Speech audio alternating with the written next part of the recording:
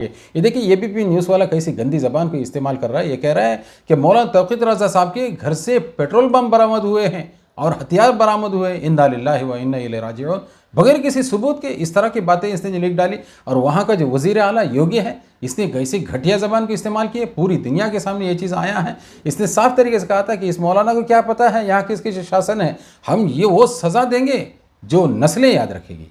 एक शरीफ इंसान की ज़बान ये हो सकती है, और कैसी घटिया किस्म की ज़बान इसने इस्तेमाल की है।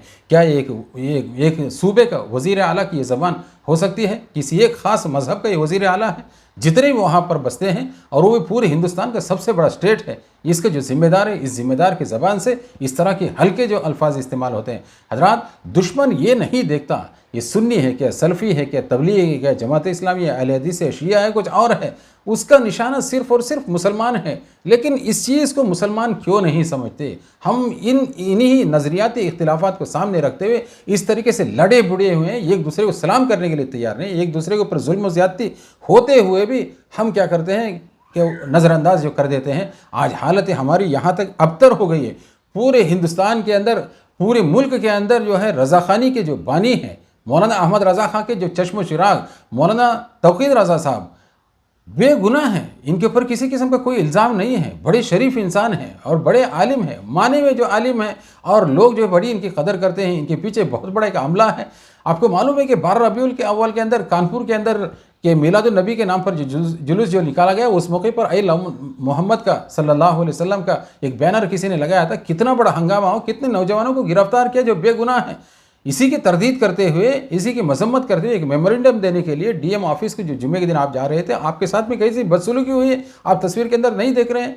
किस तरीके से बर्बरिया के आपके साथ में जो मामला किया गया, और बेगुनाह भगा कर लाठियों से, डंडों से मारकर हालतें ख़राब कर दी गई। ये देखिए जूतों का ढेर वहाँ पर रास्ते में जो पड़े हुए हैं, और वो पूरा अमन तरीके से जो डीएम ऑफिस को जा रहे थे, जबकि जाने से पहले पूरी तरीके से हिदायत मौलाना ने इनको दी थी। इसके बावजूद किस कदर जुल्म ज़्यादतियाँ इनके ऊपर जो हुई है। तो जैसे मैंने कहा था कि दुश्मन इस चीज़ को नहीं देखता। दुश्मन का जो है देखने की नज़र सिर्फ क्या है, मुसलमान होने की है। बस मुसलमान है, उसके ऊपर जुल्म ज़्यादतियाँ हो रही है। लिहाजा बराए मेहरबानी इख्तिलाफ़ात को जो ख़त्म करो। माशाअल्लाह सुम्मा माशाअल्लाह कि उलमाए देवबंद हैं, ऐसे मौके पर तमाम इख्तिलाफ़ात को बाला ताक़ रखते हुए बिल्कुल हर सोशल मीडिया के अंदर, हर प्लेटफॉर्म पे आकर, मैदान पे आकर खुल्लम खुल्ला जो है मौलाना तौक़ीर रज़ा साहब की जो हिमायत की है। मैं एक आपको तहरीर आप हज़रात के सामने पढ़कर आप सुनाऊंगा। इसे आप अंदाज़ा लगा सकते हैं उलमाए देवबंद के दिलों के अंदर, पूरी दुनिया के अंदर रहने वाले मुसलमान किस तरीके से जो बसे हुए हैं। मौलाना फ़हीमुद्दीन क़ासमी साहब एक बहुत बड़े एक शुस्ता एक आलिम है कि इन्होंने अपने फेसबुक पेज के अंदर एक तहरीर लिखी है। बड़ी शुस्ता और जामे तहरीर है, ज़रूर इसको पढ़ना चाहिए। ये मैं आप हज़रात के सामने हूबहू रख रहा हूँ। हज़रत लिखते हैं, मौलाना तौक़ीर रज़ा से एक जहती मौलाना फ़हीमुद्दीन बिजनौरी हफ़िज़हुल्लाह ताला के कलम से। मौलाना तौक़ीर रज़ा के मामले में लाताल्लुक़ी मुहलिक मशवरा है। मौलाना तौक़ीर रज़ा साहब के मामले में लाताल्लुक़ी एक मुहलिक मशवरा है। देवबंदी तंजीमों को पेश रहना चाहिए। मोदी राज में देवबंदी बरेलवी मिली इत्तेहाद हमारी बका की शर्त बन गया है। पूरा मामला मुस्लिम दुश्मनी पर मबनी है। मजहबी और सियासी मुहर्रिकात कारफरमा हैं। बारी से बचने के लिए मौके का फ़ायदा उठाएँ। बरेली तंग नज़री मजहबी सतह पर कभी कायम नहीं होगी। मुश्तरका दुश्मन के तनाजुर में मिली और सियासी क़ुर्बत मुमकिन है, और इसके लिए सिलसिले जुम्बानी का ये बेहतरीन वक्त है।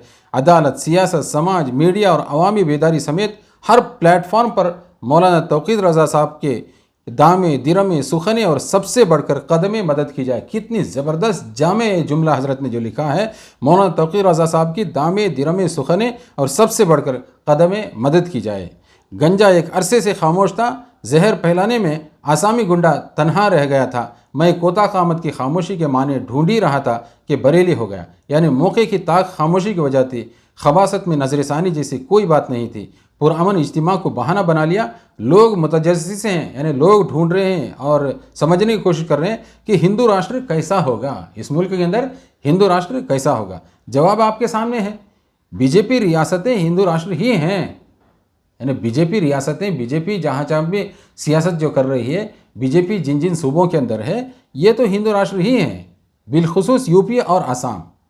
इधर बेंगलोर के मुसलमान पूछते हैं, बड़े ज़बरदस्त जो बात है, दोबारा इसको सुन ले। बेंगलोर के मुसलमान पूछते हैं कि यूपी में मुसलमान घरों से बाहर आते जाते हैं, यूपी में मुसलमान घरों से बाहर आते जाते हैं, इस सवाल में हिंदू राष्ट्र के खद्दोखाल पिन्हा हैं, यानी छुपे हुए हैं। इसी से आप अंदाज़ा लगा सकते हैं हिंदू राष्ट्र के क्या माने हैं।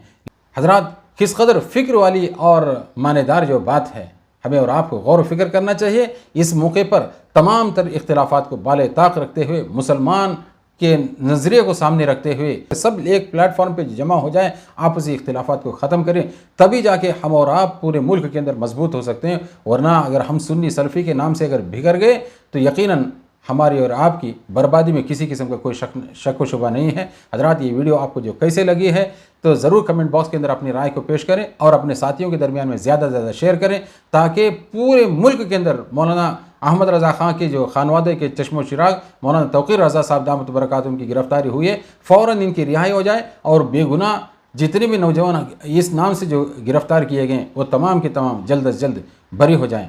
जज़ाकल्लाहु खैर। अस्सलामु अलैकुम व रहमतुल्लाहि व बरकातुहू।